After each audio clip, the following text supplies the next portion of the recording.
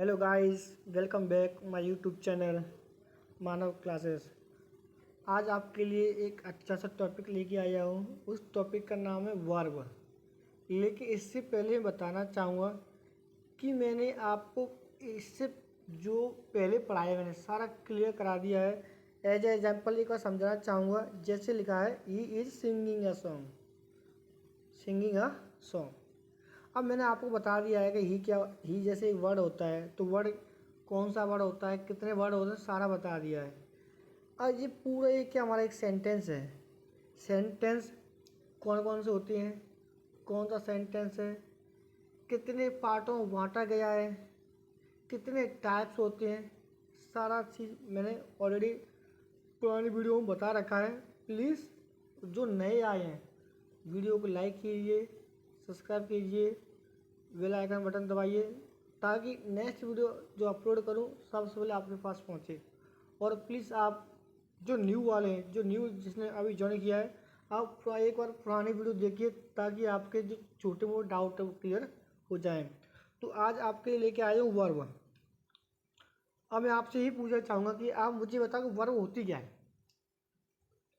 Normally सभी लोगों ने किताब में पढ़ा होगा, यूट्यूब में भी हम लोग देखते आते हैं, टीचर्स भी हम लोगों को पढ़ाते हैं। लेकिन यहाँ जो मैं पढ़ाने जा रहा हूँ ये कुछ डिफरेंट टाइप का है। आई थिंक मुझे नहीं लगता कि इस तरीके से बताया होगा तो वेरी गुड और बहुत अच्छी बात है। लेकिन मैं अपने तरीके से बताऊँगा कि वर्ब होती क्या है। फर्स्ट ऑफ ऑल आप मुझे एक बात बताओ। जैसे मैंने बोला राम, अब मैं आपसे बोलूँ मैंने सब्जेक्ट तो लिख दिया। अब आपसे कहना चाहूँगा कि प्लीज़ इस सब्जेक्ट लिखने के बाद एक सेंटेंस बना दो। आप क्या करोगे? सोचोगे क्या लिखें, कुछ भी लिखोगे तो भाई उसमें वर्ब तो आएगी। विदाउट वर्ब के आप वाक्य नहीं बना सकते। तो मैं किसकी बात कर रहा हूँ? वर्ब की। आपके दिमाग में ये आ जाना चाहिए मैं कोई हेल्पिंग वर्ब या मेन वर्ब, ऐसा कोई टॉपिक नहीं है। मैं ओनली बात कर रहा हूँ वर्ब की, जो कॉमन वर्ड है वर्ब। ओके, तो सेम ऐसे ही हम अब आगे बढ़ते हैं। आपसे कोई पूछता है कि वर्ब किसे कहते हैं, तो यू कैन टेल वर्ब किसी भी वाक्य का मुख्य भाग होता है। वर्ब किसी भी वाक्य का मुख्य भाग होता है जिसके बिना वाक्य रचना संभव नहीं है। मतलब कोई भी सेंटेंस आप लिखोगे उसमें वर्ब का यूज होगा। यदि आप वर्ब नहीं लगाओगे तो वाक्य नहीं बनेगा। क्योंकि ये डाउट आपके क्लियर हो जाना चाहिए कि विदाउट वर्ब के कोई वाक्य नहीं बनता है। कौन सा भी ले लो, चाहे राम ले लो, चाहे ही ले लो। आगे भी जो सेंटेंस है इस पर थोड़ा मिस स्पेल्ट हो गया, सिंगिंग आएगा। Okay, he singing a song, तो कौन सा भी ले लो, तो विदाउट वर्ब का वाक्य नहीं बना सकते। इट मीन्स वर्ब किसी वाक्य का मुख्य भाग होता है जिसके बिना वाक्य रचना संभव नहीं है। ये हो गया पॉइंट हमारा क्लियर फर्स्ट वाला। अब आगे नेक्स्ट पॉइंट हम चलते हैं। अब आपसे कोई पूछे भाई कि वर्ब को कितने भागों में बांटा गया है, वर्ब कितनी होती हैं? कोई कहता है 24, कोई कहता है 25, कोई कहता है 3, कोई कहता है 7, कोई कहता है 8। एग्जैक्ट किसी को नहीं पता होता कि वर्ब कितनी होती है, कौन कौन सी होती है, कितने पार्ट्स में बांटा गया है। तो प्लीज़ इस पॉइंट को एक बार अच्छे से पढ़ो, एक स्टडी करो कि वर्ब होती कितनी है, कौन कौन सी वर्ब होती है, किसके कौन से कितने पार्ट होते हैं, वो चीज़ सीखने की कोशिश करो। तो मैं आपको बताऊंगा कि वर्ब को 3 भागों में बांटा गया है। वर्ब को 3 भागों में बांटा गया है। पहला होता है हमारा finite verb, FINITE, finite verb, जिसे हम क्या बोलते हैं? मुख्य क्रिया। इसमें मिस स्पेल्ट हो गया है, मुख्य क्रिया। फिनाइट वर्ब को क्या बोला जाता है? मुख्य क्रिया। नंबर 2 होता है हमारा auxiliary verb, AUXILIARY, auxiliary verb, सहायक क्रिया। नंबर 3 होता है non finite verb, non finite verb, स्वतंत्र क्रिया। ये सबसे अच्छी होती है भाई, नॉन फिनाइट वर्ब, स्वतंत्र क्रिया। चाहे सब्जेक्ट एक वचन आए, चाहे बहुवचन आए, चाहे पूरे परिवार को ले आओ, चाहे पूरे गांव को उठा के ले आओ, कोई इफेक्ट पड़ने वाला नहीं है। ओके, बट इसके बारे में हम बाद में बताएंगे, पहले स्टार्ट से चलते हैं। तो आपने क्या सीखा कि वर्ब क्या होता है, सिखा दिया। वर्ब को कितने भागों बांटा गया है, ये भी आपके डाउट होगा कि 3 भागों में बांटा गया है। डाउट क्लियर हो जाना चाहिए। पहला था फिनाइट वर्ब, दूसरा एक्सिलरी वर्ब, तीसरा होता है फिनाइट, नॉन फिनाइट वर्ब। अब आपका अगला पॉइंट आता है कि अगर आपसे कोई पूछे भाई कि फिनाइट वर्ब आपने बता तो दिया है, लेकिन फिनाइट वर्ब होती क्या है, इसके बारे में बताओ, तो आपके दिमाग में घंटी बज जानी चाहिए कि हाँ कुछ तो बात है। तो इसलिए आपसे कोई पूछता है कि फिनाइट वर्ब किसे कहते हैं, तो आप कह सकते हो इसे प्रिंसिपल वर्ब या मेन वर्ब भी कहते हैं, इसे प्रिंसिपल वर्ब या मेन वर्ब भी कहते हैं। खाना पीना सोना दोनों ही क्या मेन वर्ब है, जो मेन वर्ब वही हमारी प्रिंसिपल वर्ब है, जो प्रिंसिपल वर्ब हमारी वही क्या है फिनाइट वर्ब है। तो पॉइंट समझ में आ गया, फिनाइट वर्ब होती है उसी को ही हम प्रिंसिपल वर्ब या मेन वर्ब कहते हैं।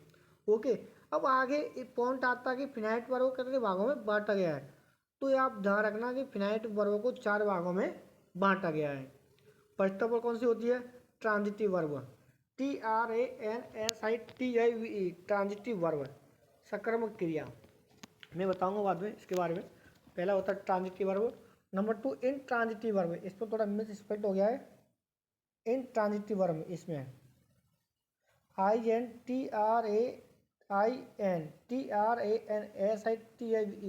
इन ट्रांजिटिव वर्ब होता है। ओके, तो फर्स्ट हमारा transitive verb, second intransitive verb, third हमारा लिंकिंग वर्ब, क्या होता है लिंकिंग वर्ब, फोर्थ हमारा होता है फ्रेजल वर्ब। भाई वर्ब आपका इतना मोस्ट इम्पोर्टेंट चैप्टर है, ये तो मैं बेस के पढ़ा रहा हूँ। जो नेक्स्ट 2-4 वीडियो अपलोड करूँगा वर्ब चैप्टर को लेके, जिसमें कॉम्पिटेटिव एग्जाम के पॉइंट आएंगे, SSC लेवल के आएंगे, सारे जितने भी आज तक आपने पढ़े हों सारे आएंगे, उसमें ये वाली वर्ब बहुत हेल्प करती है। बेसिक हमारा अगर बेसिक क्लियर हो गया तो भाई एरर छाटना कोई बड़ी बात नहीं है, 1 सेकंड में एरर फाइंड आउट हो जाता है। तो पहले आप बेसिक देखिए, उसके बाद हम हाई लेवल पे चलेंगे। ओके, ये पॉइंट क्लियर हो गया कि हमारे जो वर्ब, जो हमारी मेन वर्ब होती है, प्रिंसिपल वर्ब होती है, वो कितने भागों में बांटी गई, 4 भागों में। ट्रांजिटिव वर्ब मीन्स सकर्मक क्रिया, इंट्रांजिटिव वर्ब अकर्मक क्रिया, लिंकिंग वर्ब संयोजक क्रिया, और लास्ट होता है फ्रेजल वर्ब संयुक्त क्रिया। ओके, अब पहले भी चलते हैं ट्रांजिटिव वर्ब को। आपसे पूछे ट्रांजिटिव वर्ब क्या होती है, तो यू कैन टेल ईजिली कि ट्रांजिटिव वर्ब किसे कहते हैं। मतलब वे वाक्य जिसमें ऑब्जेक्ट दिया जाता है, सिंपल, वे वाक्य जिसमें ऑब्जेक्ट दिया जाता है वो आपकी कौन सी वर्ब होती है, ट्रांजिटिव वर्ब के पास। जैसे कि ये लिखा है आपका he is singing a song, अब सिंगिंग है, हमको पता है मैंने वर्ब है, आपको भी पता है। अब लास्ट में क्या दिया गया है, ए सॉन्ग, मतलब ऑब्जेक्ट दिया गया है, तो इस ऑब्जेक्ट दिया गया है तो हम इस वर्ब को क्या कहेंगे, ट्रांजिटिव वर्ब। समझ में आ गया, बस यही पॉइंट है। जो किसी सेंटेंस में जो कोई वर्ब दिया, मतलब ऑब्जेक्ट दिया जाता है, तो उससे पहले जो मेन वर्ब आती है उसी को हम लोग क्या बोलते हैं, ट्रांजिटिव वर्ब। नेक्स्ट पॉइंट हमारा है इंट्रांजिटिव वर्ब। सेम ये उसका अपोजिट होता है कि वे वाक्य जिसमें ऑब्जेक्ट नहीं दिया जाता है, वे वाक्य जिसमें ऑब्जेक्ट नहीं दिया जाता है और चाहने पर भी हम ऑब्जेक्ट नहीं लिख सकते हैं। मैंने क्या बोला, एक तो वाक्य में ऑब्जेक्ट आया नहीं है और फिर मैं बोलूँ भाई इसमें ऑब्जेक्ट लगा दूँ, फिर ऑब्जेक्ट नहीं लगा पा रहे हो, तो कौन सी वर्ब होती है हमारी, इंट्रांजिटिव वर्ब। सपोज दैट, जैसे मैंने आपसे बोला ही गोइज, मैं सर यहाँ समझो, मैं लिख दिया ही गोइज। अब मैं आपसे बोल रहा हूँ कि प्लीज़ इस सेंटेंस को पूरा करो, ही गोइज। आप कहोगे वो जाता है, कहीं तो जा रहा होगा, तो आपने कहा टू आगरा, टू मथुरा, कहीं भी पहुँचा दो उसको, कहीं भी भेज दो, नो इशू। लेकिन वो उसमें ऑब्जेक्ट तो नहीं आ रहा है ना, जगह का नाम आ रहा है, तो आपको क्या लगाना है, ऑब्जेक्ट, चाह के भी ऑब्जेक्ट नहीं आएगा। जैसे सी स्माइल्स, ये थोड़ा स्पेलिंग गलत हो गया, SMILES, सी स्माइल्स, वो मुस्कुराती है, किस पे, मुझ पे, माल में लिख दिया एट मी, मुझ पर, एट मी, तो क्या हुआ, उससे पहले प्रीपोजिशन आ रहा है ना, एट, तो ऑब्जेक्ट किसका हुआ, प्रीपोजिशन हुआ। इट मीन्स कोई पूछे कि इंट्रांजिटिव वर्ब क्या होती है, तो वे वर्ब या इंट्रांजिटिव वर्ब जब डेफिनेशन आप बताओगे तो ये आपको पता होना चाहिए कि डेफिनेशन होती क्या है।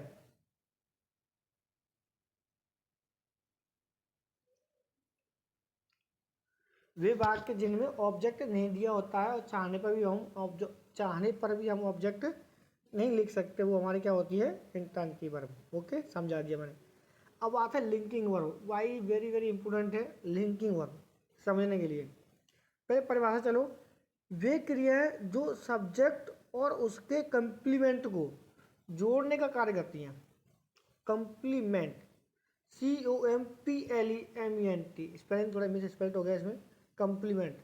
वे क्रियाएं जो सब्जेक्ट और उसके कंप्लीमेंट को जोड़ने का काम करती हैं उसे लिंकिंग वर्ब कहते हैं। कंप्लीमेंट का स्पेलिंग देखेंगे COMPLEMENT। ओके, और कंप्लीमेंट मान होता है पूरक। अब जैसे भाई मैंने कहा, जैसे हम देखते हैं, मैंने कहा आई एम आ स्टूडेंट। वे क्रियाएं जो उसके सब्जेक्ट और कंप्लीमेंट को जोड़ने काम करती हैं वही हमारी क्या कहती हैं, क्या कहलाती है, हमारी लिंकिंग वर्ब। अब मैंने बोला आई एम अ स्टूडेंट, मैं एक स्टूडेंट हूँ। आप बताओ आई कौन है, स्टूडेंट ही तो है, और स्टूडेंट कौन है, आई है। बात वही है ना, जो एक दूसरे से कनेक्टेड है, तो वही हमारी को क्या कहलाएगी, लिंकिंग वर्ब।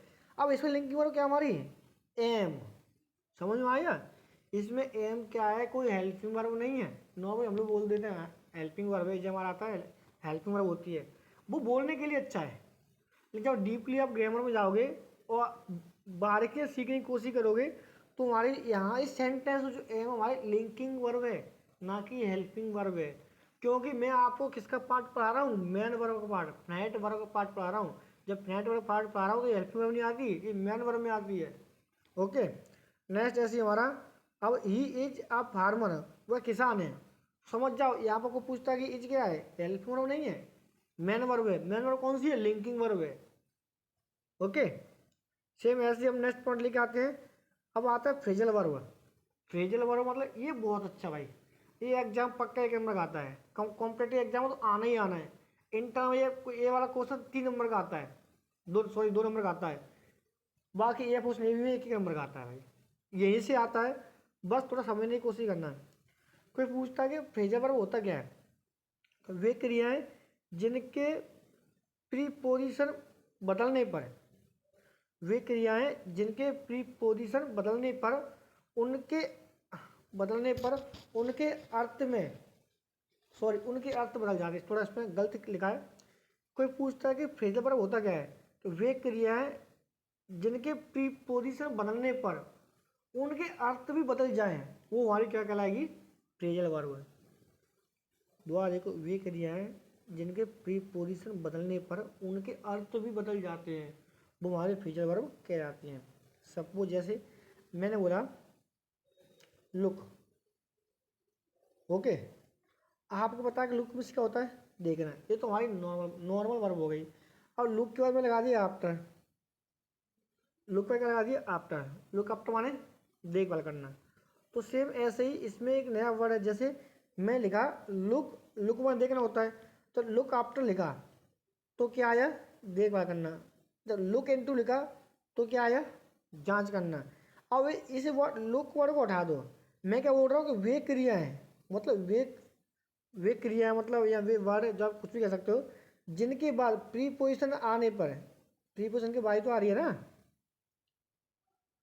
यहाँ आप इस कह दो, ऐसे कह दो कि वे वर्ड जिनके बाद प्रीपोजिशन आने पर, जो आने पर मतलब डिपेंड टाइप का जो प्रीपोजिशन आता है तो उनके अर्थ भी बदल जाते हैं। तो लुक के बाद मैंने आफ्टर लगाया तो क्या आया, देखभाल करना है। लुक के बाद इनटू लगाया तो क्या आया, जांच करना। तो इससे आप लोग क्या समझ में आया कि वो आपसे पूछता है कि फ्रेजल वर्ब क्या होती है, तो वे क्रियाएं जिनके प्रीपोजिशन बदलने पर उनके अर्थ भी बदल जाते हैं, क्रिया, समझे, तो उनको क्या बोलते हैं, फ्रेजल वर्ब। ओके, तो ऐसे ही आगे एक नया पॉइंट में वीडियो अपलोड करने वाला हूँ, जो अगले पार्ट में इसी चैप्टर को हम लोग कंटिन्यू करेंगे।